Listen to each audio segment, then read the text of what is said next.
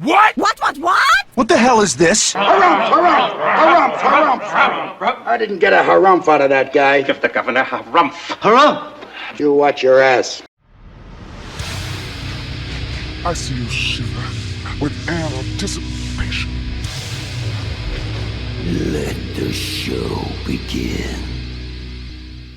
Hey everybody, this is David Heretic coming at you with another edition of Reactions, Reviews, and Rants. Tonight!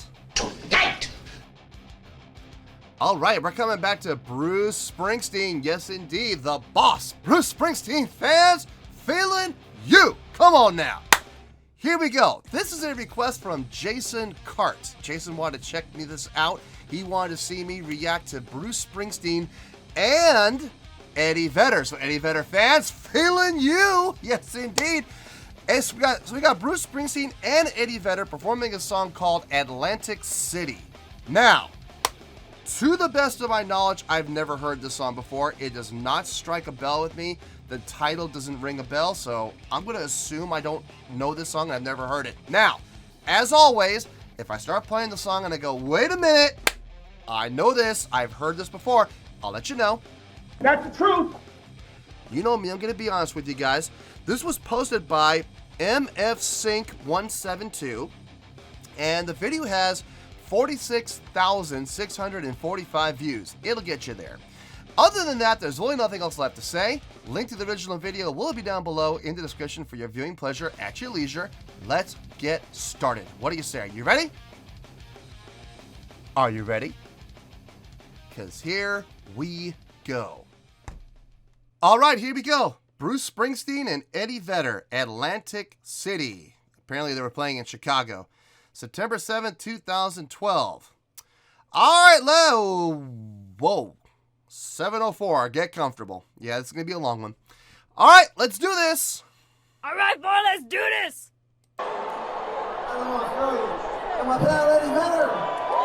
Hey!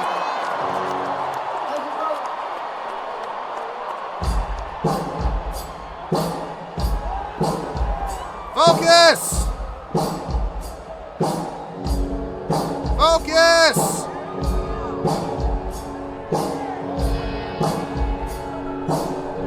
Oh my God. Oh, thank God, different camera. Well, they blew up the chicken man in Philly last night. Now they blew up his house too. Down on the boardwalk, they're getting ready for a hell of a fight. Wanna see what those racket boys can do. Now there's trouble busting in from out of state, and the DA can't get no relief.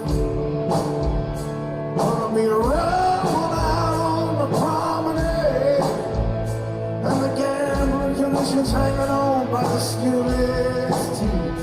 Well, everything dies, maybe that's a fact. But maybe every hand that dies someday comes back. Put your makeup on, fix your hair real pretty, and meet me tonight in Atlantic City. Okay, pause really quick. It's got a good feel to it. It's got a nice groove to it. I don't know about the drumming. That snare is really heavy. Like, I don't know if that's a miking issue or maybe he's just really hammering on that snare. I'm not sure, but that snare is really cutting through. Louder than the kick. It's a little too loud. Like, I don't, like I said, I don't know if it's a miking issue or if it's just the drummer is just hitting it a little too hard or what, but that snare is really cutting through. I'm not a big fan of it. Yeah. So far, it's just guitar and drums. Nothing else is really coming through yet. It looks like everybody's about to kick in here. So let's back up 10 seconds and let's see where this goes. Yep.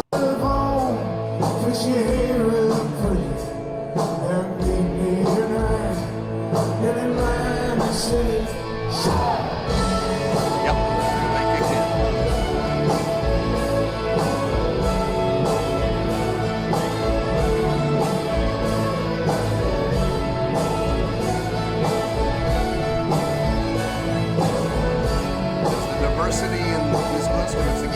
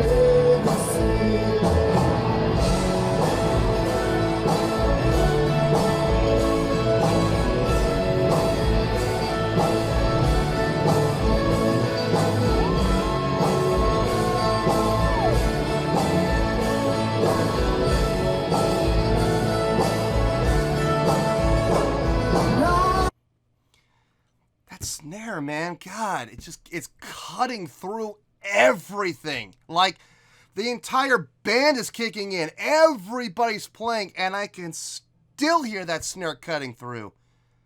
More than anything else, I'm not kidding, man. I'm listening for the kick, I'm hearing the kick, but that snare is just piercing. Ugh. I mean, I know I'm probably making too big of a deal about this, but it's irritating. It's really, am I the only one? Look, if I'm the only one who is thinking that that's not cutting through too loud and that's not cutting through above everything else, let me know. I mean, if everybody else is saying it sounds fine to me, maybe I'm out of line. It's very possible I'm out of line, you know, but look, it's my opinion. You know, God, it's just, everything else, though, sounds great. I love everything else. Everything else is blending well. Everything else is flowing well with each other, blending well with each other. The levels are all perfect across the board with everybody else, except that snare. I loved Eddie doing the vocals right there on that second verse.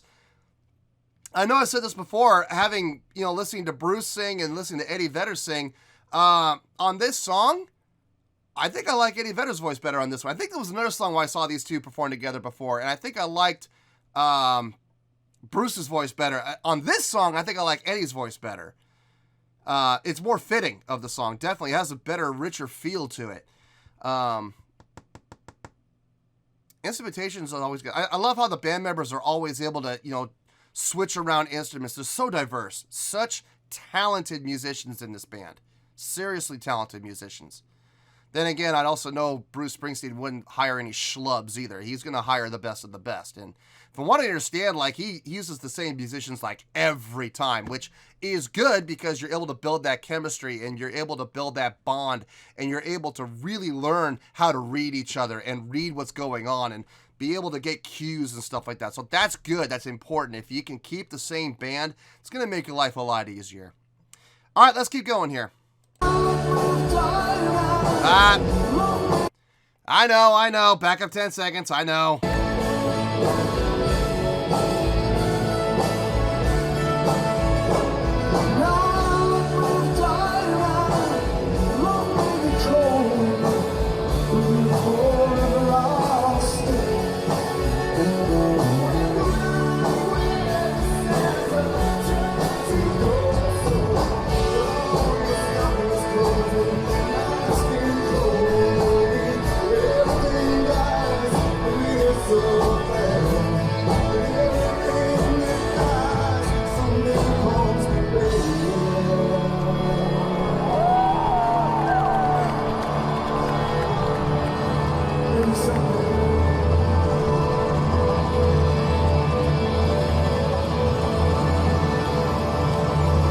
All watching her.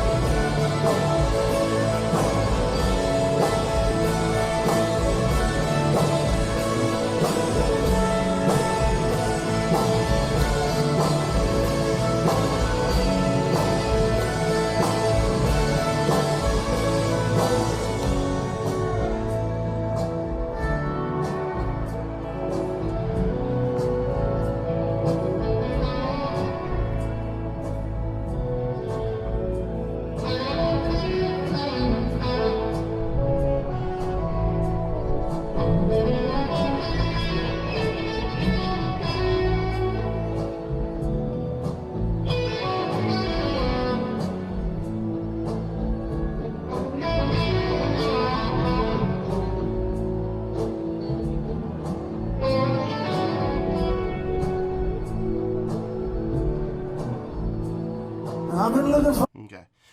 Great breakdown there. I love how the song started to fade out, and you could just see everybody on stage, their eyes went where? To Bruce. Why? Because they know they're waiting for their cue. See, this is what I'm talking about. Having smart musicians who have been touring together for a long time, you build that chemistry, you build that rapport, you build the ability to read. And everybody's felt as it was coming down, they got to watch because the song could be ending or they could be coming right back in again. And Bruce gave the signal, 1, 2, 3, 4. But everybody came back in again. Now, was that planned? Sure it was. Of course it was planned. But there could be times where it's not planned. And maybe Bruce is just feeling. Now, that usually happens more toward the end with him, I know. I know that, like, sometimes, you know, they'll be ready to end a song and Bruce is feeling it. He reads the crowd, and the crowd is really into it still. And he might go, you know what, let's do it one more time. And the band's watching it to see, are we going to do it one more time? And Bruce says, you know, 1, 2, 3, 4 again. And they kick into another round of it. So, very smart musicianship. And like I said, that comes with time. That comes with ability. That comes with, well, not so much ability. That comes with time. It comes with familiarity. That's the word I was looking for.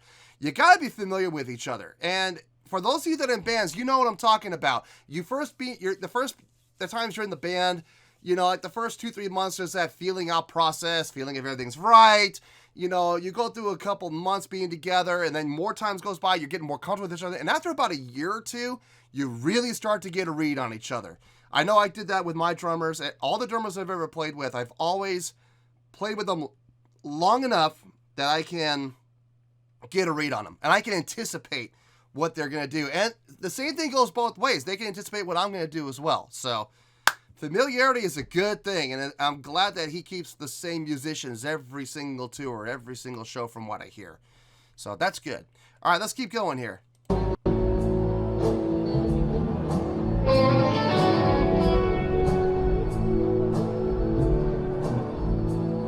I've been looking for a job, but it's hard to find. Now there's just winners and losers and don't get caught on the wrong side of that line. I'm tired of coming out on that and losing them. So hey, last night I met this guy and I'm gonna do a little favor for him. Everything dies, baby, that's a fact. Maybe everything that dies someday comes back.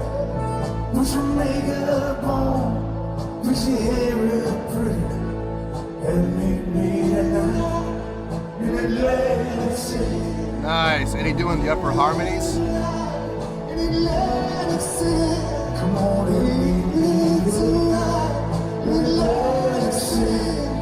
Meet me tonight in Atlantic City. Come on and meet me tonight in Atlantic City. Come on and meet me tonight in Atlantic City. Come on and meet me tonight in Atlantic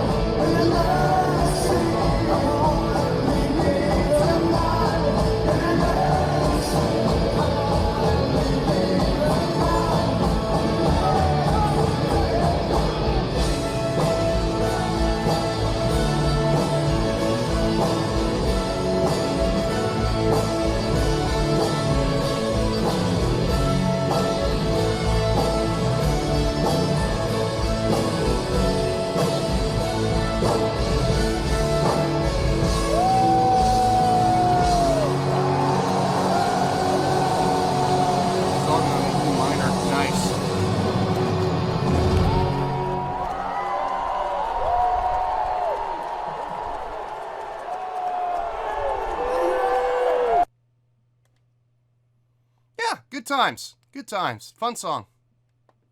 Well, there you go, folks. That was Bruce Springsteen and Eddie Vedder performing a song called Atlantic City. This was a request from Jason Cart. On a scale of 1 to 10, I'm going to give that a 7.6. Yep, 7.6. I feel good with that score. Let me tell you why. Why? Okay, let me just get this right out of the gate. Is this my cup of tea? No. This is not a song I would ever go searching out. This is not a song I would ever put on a playlist. This is not a song that I would ever, actively go on YouTube and search for to listen to. Now, having said that, does that make the song bad? No, the song's not bad. The song's actually really good. It's got a good feel to it. That G major is, it feels like Bruce Springsteen does a lot of songs in G major, and it's very typical. It's got a good feel to it. It had the ability, also, because it was in that G major, it's able to go down to the minor, go down to E minor and resolve at the end, which made perfect sense. Vocally, I gotta say, I gotta give the nod to Eddie Vedder on this one. I thought he did a better job vocally. It sounded better with him singing it than Bruce. Not to say that Bruce did a bad job. Bruce did a fine job doing what he did. It just, Eddie Vedder's voice was a little richer, a little fuller, and I feel like it was more geared toward this song. The musicianship from his band, man, I cannot say enough about them. They are so good, so versatile, able to play multiple instruments. All of them are able to sing, for the most part. All of them had a mic in front of them, and you could hear their voices on when the choruses were coming up full. You heard multiple voices come in. It's a big band. He's got 14, 15 people on stage with him. That's a huge band. It's nice. Gives a lot of versatility. Like I said, it's not a bad song. It's just not up my alley. But just because I don't like it doesn't necessarily mean I'm going to give it a bad score. Look, I'm able to look at it objectively. I'm able to say, okay, is the song bad?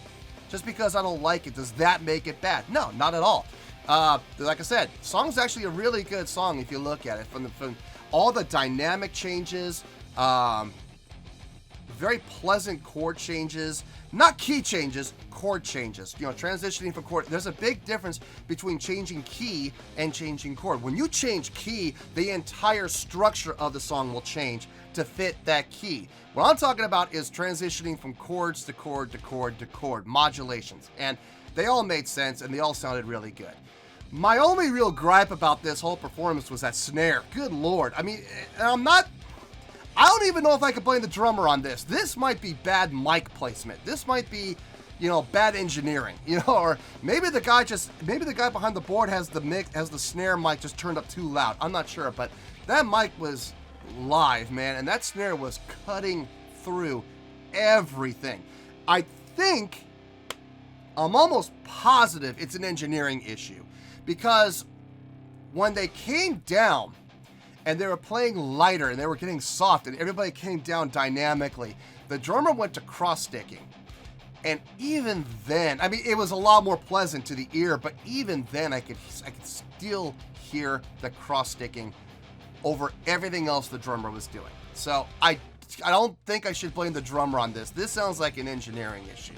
So, a rare faux pas from Bruce Springsteen's engineering crew, because his engineering crew is usually right on tap. Now, maybe it was a new guy, maybe it was an understudy, maybe it's